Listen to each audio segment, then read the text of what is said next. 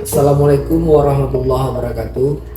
Perkenalkan, saya Ihsan Murdani, merupakan dosen tetap pada Fakultas Kesehatan Masyarakat, Program Studi Keselamatan dan Kesehatan Kerja pada Universitas Teguh Umar. Saya menjadi dosen tetap sejak tahun 2020, di mana spesialisasi saya mengajar di bidang kesehatan lingkungan. Beberapa mata kuliah yang pernah saya ampu diantaranya yaitu dasar kesehatan lingkungan, analisis kualitas lingkungan, pengelolaan sumber daya air, persampahan, analisis mengenai dampak lingkungan atau AMDAL. Selanjutnya ada toksikologi lingkungan, kesehatan lingkungan kawasan pesisir dan agraris. Selanjutnya ada pengendalian vektor. Selanjutnya ada seminar kesehatan lingkungan dan beberapa mata kuliah lainnya. Baik, kali ini saya akan menjelaskan teknik pengajaran saya pada mata kuliah analisis kualitas lingkungan, di mana mata kuliah ini adalah mata kuliah wajib nasional dengan bobot 2 SKS. Mata kuliah analisis kualitas lingkungan adalah mata kuliah dasar kesehatan masyarakat.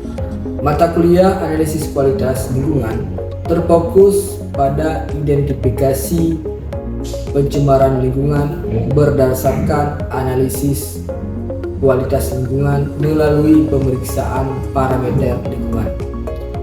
Analisis kualitas lingkungan adalah kegiatan untuk menentukan suatu hal terkait dengan lingkungan dan ekologi dalam keadaan baik atau tidak, atau dampak yang akan ditimbulkan terhadap lingkungan atau ekologi serta makhluk hidup di dalamnya. Adapun capaian pembelajaran lulusan pada prodi kesehatan masyarakat yaitu mahasiswa mampu menganalisis masalah kesehatan lingkungan sebagai masalah kesehatan masyarakat dengan mempertimbangkan etik, ilmiah, dan sosial budaya dalam perspektif ekonomi. Selanjutnya, mahasiswa mampu mengimplementasikan wawasan lingkungan dalam mengembangkan pengetahuan. Selanjutnya, mahasiswa mampu menggunakan media untuk menyampaikan pesan kesehatan lingkungan kepada masyarakat. Baik, adapun capaian pembelajaran mata kuliah. Yang pertama, mahasiswa mampu menjelaskan teori dasar analisis risiko kesehatan lingkungan. Yang kedua, mahasiswa mampu menjelaskan tentang bahan dan penyebab pencemaran lingkungan, mekanisme pergerakan bahan pencemar di tanah dan udara, serta instrumen analisis kualitas lingkungan. Selanjutnya, mahasiswa mampu menerapkan metode dan teknik sampling air, tanah, udara, dan makanan atau parameter fisik, kimia, dan biologi. Baik, adapun materi yang diajarkan dalam mata kuliah analisis kualitas lingkungan dari mulai di awal perkuliahan sampai di akhir, yaitu yang pertama itu kontrak perkuliahan dan pendahuluan. Selanjutnya ada pencemaran lingkungan, ekologi dan ekosistem, instrumen analisis kualitas lingkungan, metode dan teknik pengambilan sampel air, metode dan teknik pengambilan sampel udara. Selanjutnya ada metode teknik pengambilan sampel tanah.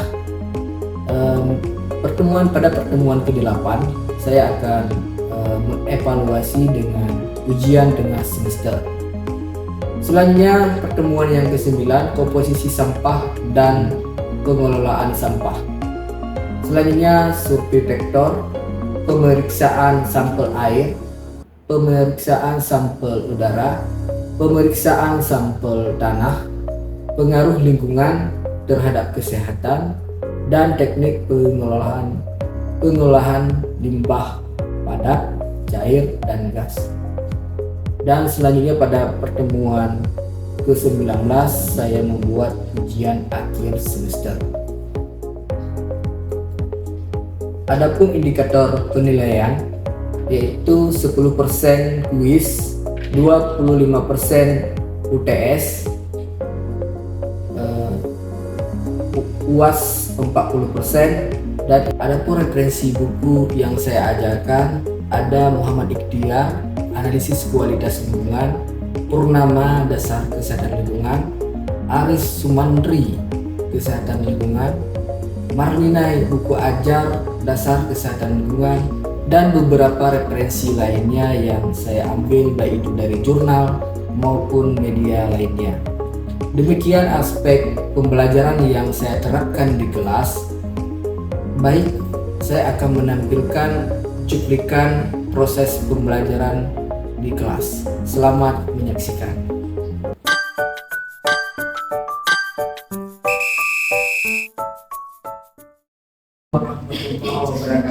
Waalaikumsalam warahmatullahi wabarakatuh. Apa kabar semuanya? Alhamdulillah ya, semua dalam keadaan sehat semua ya. Ada yang belum sarapan? Kalau belum sarapan ya makan apa yang dibawa ya dari rumah ya. Baik, sebelum kita memulai perkuliahan kita pada hari ini, alangkah baiknya kita berdoa sesuai dengan keyakinan kita masing-masing. Berdoa dimulai. Berdoa selesai. Baik, sebelum masuk dalam materi, saya absen terlebih dahulu ya.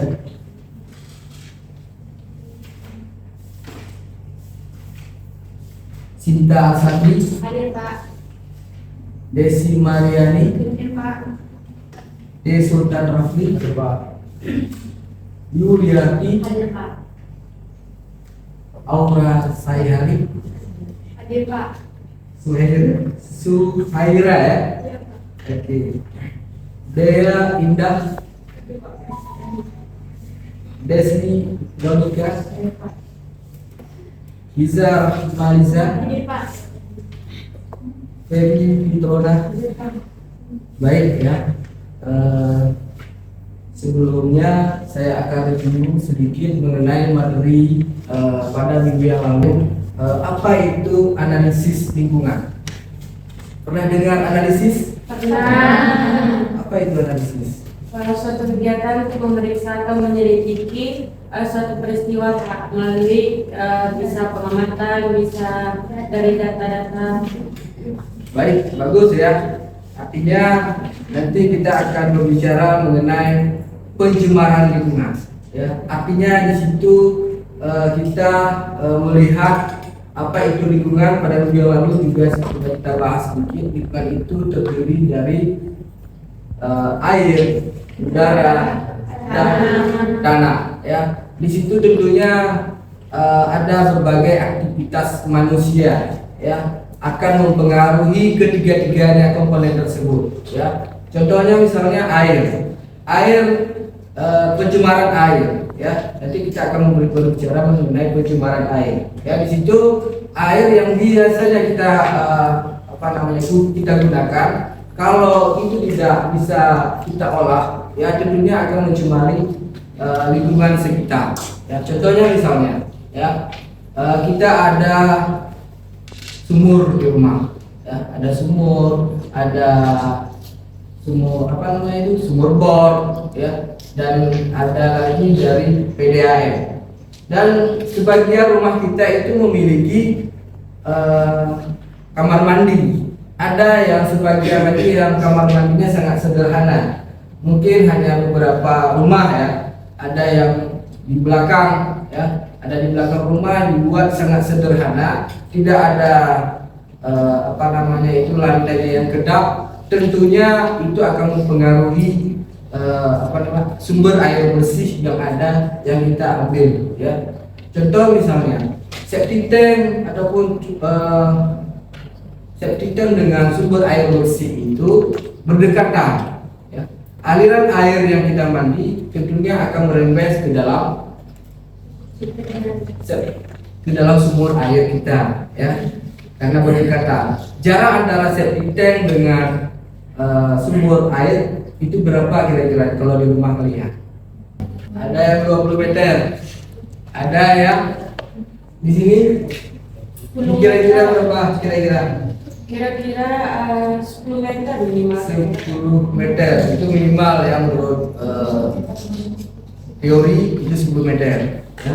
Tapi ada sebagian yang lebih, ya, ada sebagian yang lebih. Tapi bagusnya itu 10 meter, ya, karena porositas tanah itu juga akan menembus aliran air, ya, yang mengalir, tentunya juga akan mempengaruhi kualitas air sumur ataupun sumber air bersih kita. Nah, kalau itu terjadinya pencemaran, tentunya kita akan menyebabkan berbagai penyakit. Nah, untuk menentukan pencemaran itu tentunya perlu analisis. Bagaimana kita cara menganalisisnya?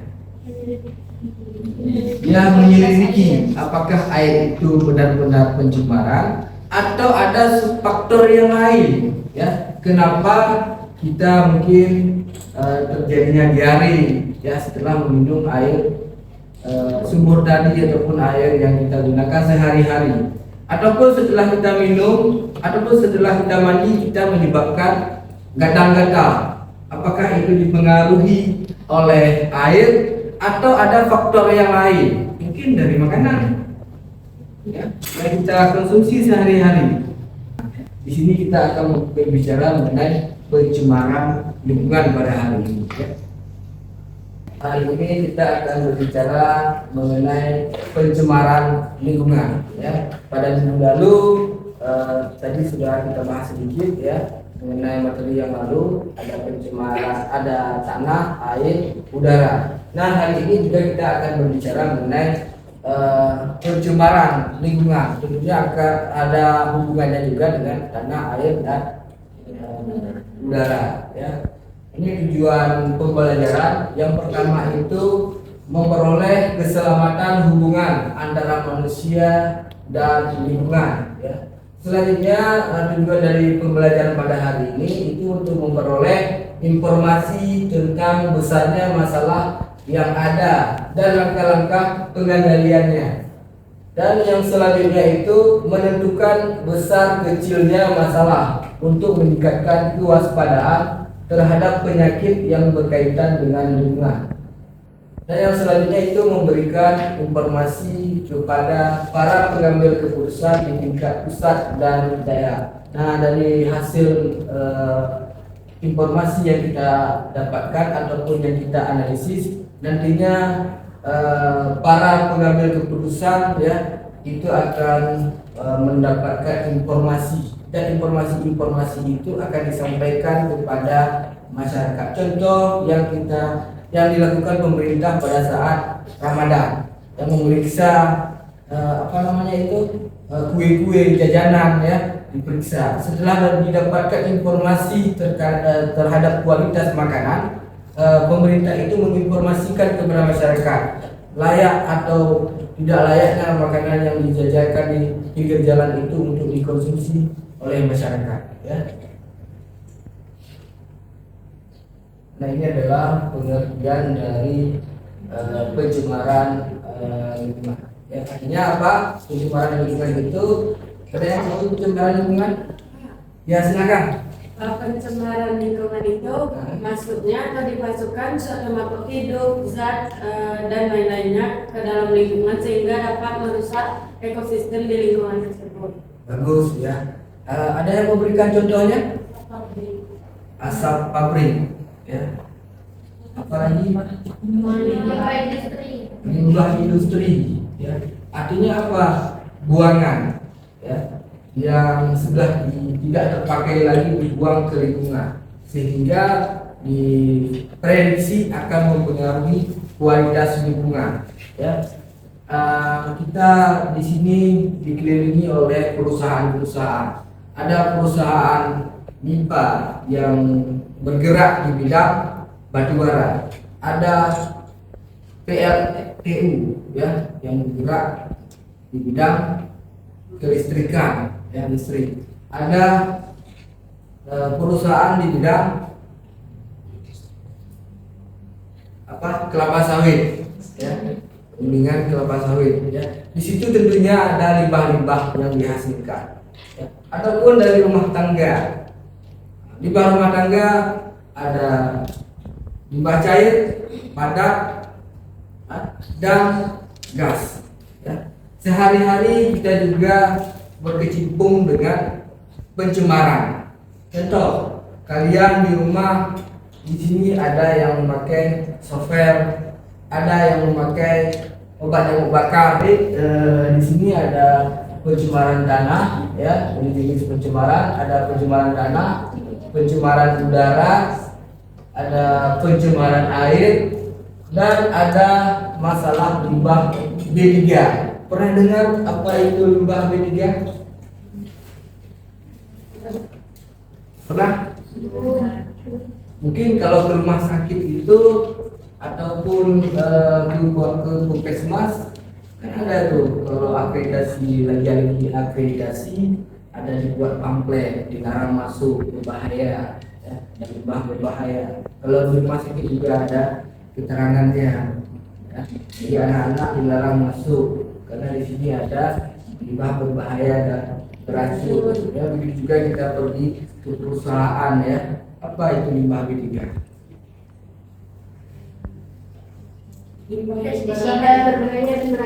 Limbah yang berbahaya dan beracun. Nah, seperti contoh apa? Dia bukan berbahaya aja, dia bersifat korosif. Ya. Selain berbahaya juga dia bisa meledak. Ya.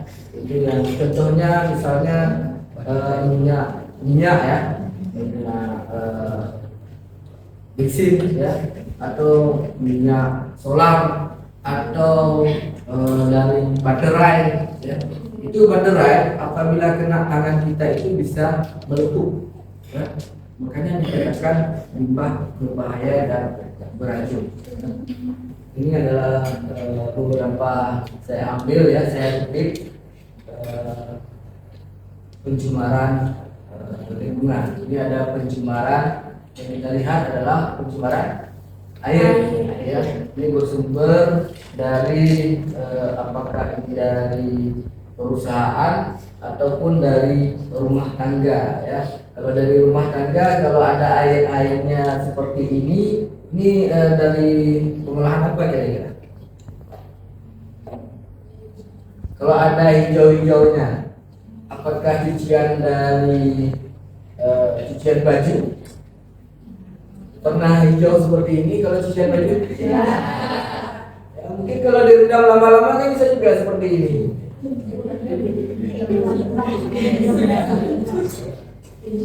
Ini bisa dari sumber rumah tangga ataupun dari pabrik, ya. Selanjutnya ini ada dari kegiatan, juga ada kegiatan pertanian, ya. Kegiatan pertanian yang dilakukan ada dari pemupukan, penyemprotan, ya. Nah, di persawahan biasanya sering kita dengar, ya, ada yang meninggal tiba-tiba setelah dia bekerja. Pernah dengar? Ada yang berasumsi bahwasanya meninggal itu akibat ada yang serangan jantung. Kalau di kampung-kampung apa dibilang kira-kira? Kena racun. Oke, ini berarti paham dengan kesehatan. Artinya dia melihat apa pekerjaannya. Ya, kalau dia setelah menyemprot meninggal ada semprot di sampingnya, tentunya dia terpapar oleh racun. Nah, kalau dia nanti tidak ada apa-apa dekat dia, kira-kira faktornya faktor apa? Apakah karena pencemaran tadi? Fisik, sesak nafas bisa juga. Sesak nafas. Oke, sesak nafas karena mungkin kepanasan, ya, dehidrasi dia, ya. Kekurangan cairan sehingga dia pingsan dan meninggal. Asumsi yang lain kira-kira dari masyarakat kita apa? ataupun diguna-guna sebagian seperti itu. Ya. Ada sebagian masyarakat kita mungkin di sini ada yang mencari ikan, orang tuanya itu di danau. Ya, tiba-tiba pulang kakinya sudah bengkak. Nah, itu sebagian berasumsi apa? Dicubit hantu. Ada yang dicubit hantu. Sebagian yang lain? Ada yang lain berasumsi ini ada dicubit hantu. Kalau di sana ada dicubit setan. Ya kalau secara medisnya mungkin dia menjadi di rawa-rawa itu ada larva ataupun dari apa namanya itu dari jentik ya, ataupun yang disebut dengan kaki gajah. Itu bukan dari faktor dari faktor pencemaran, namun dari faktor vektor nyamuk ya.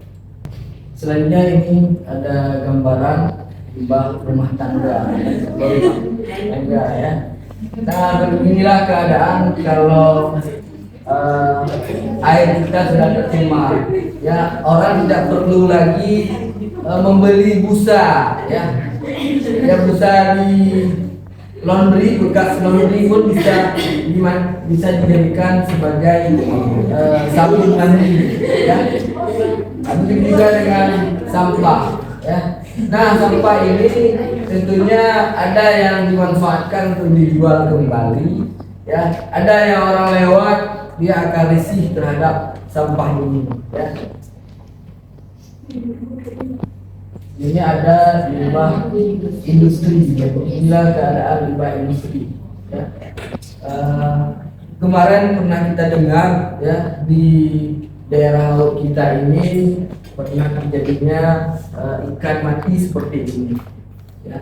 Ada yang mengatakan dari faktor limbah batu bara ya.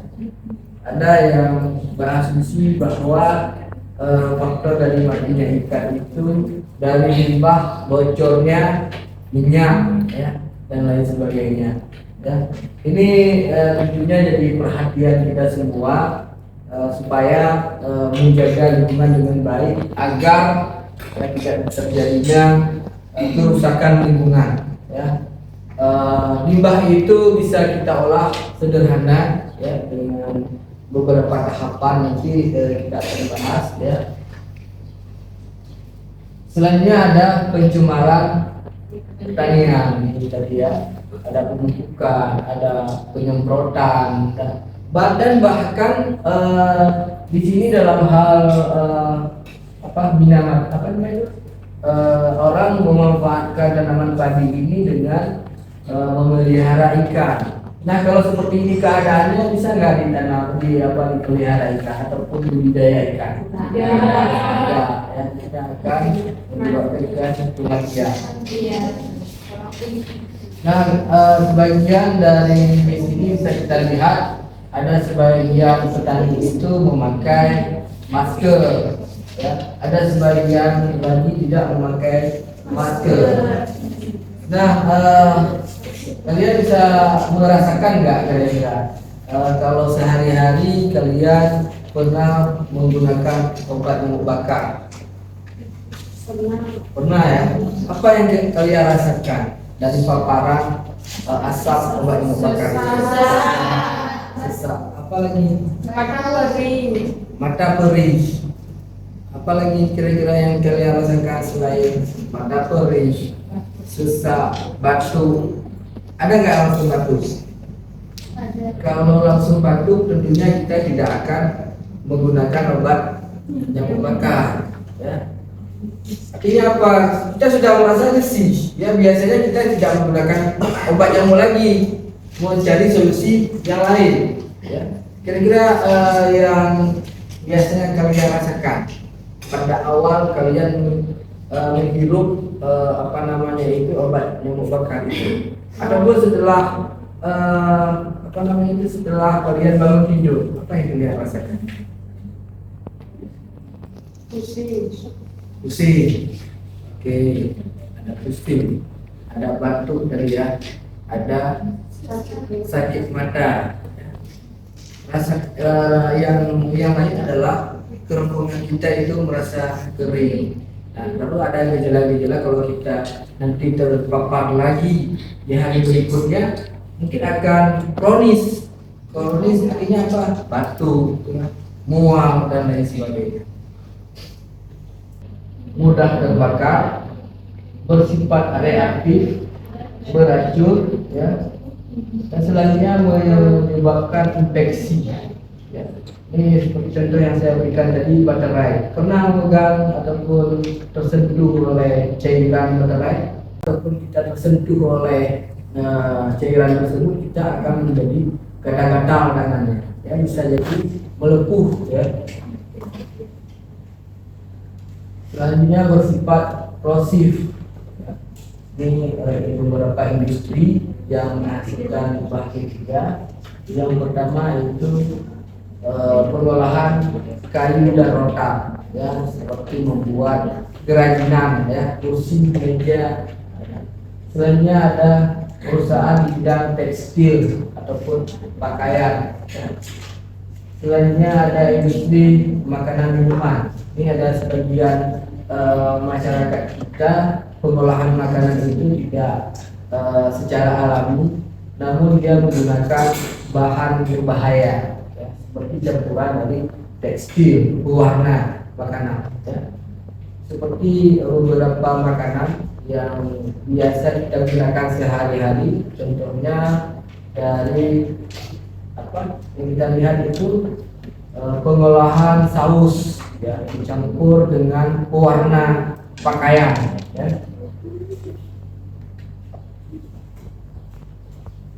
Ini ada dari farmasi dan pengolahan gelas ataupun keramik. Assalamualaikum warahmatullahi wabarakatuh. Saya dari mana ini? Itu kan sudah tercemar Pak airnya oleh limbah rumah tangga. Itu bagaimana cara kita untuk air tersebut tidak tercemar lagi Pak? Bagus pertanyaannya, ya. Artinya air bekas cucian ataupun limbah tadi, bagaimana cara kita gunakan kembali, ya, agar air tersebut tidak tercemar, ya. Ada beberapa nanti akan kita jelaskan lagi, ya, mengenai bagaimana cara pengolahan limbah tersebut, ya. Pengolahan secara sedikit, pengolahan limbah itu ada beberapa macam, ya. Ada apa namanya itu menggunakan fitoremediasi, ada remediasi. Nah, dengan fitoremediasi, remediasi, dan bioremediasi, ya.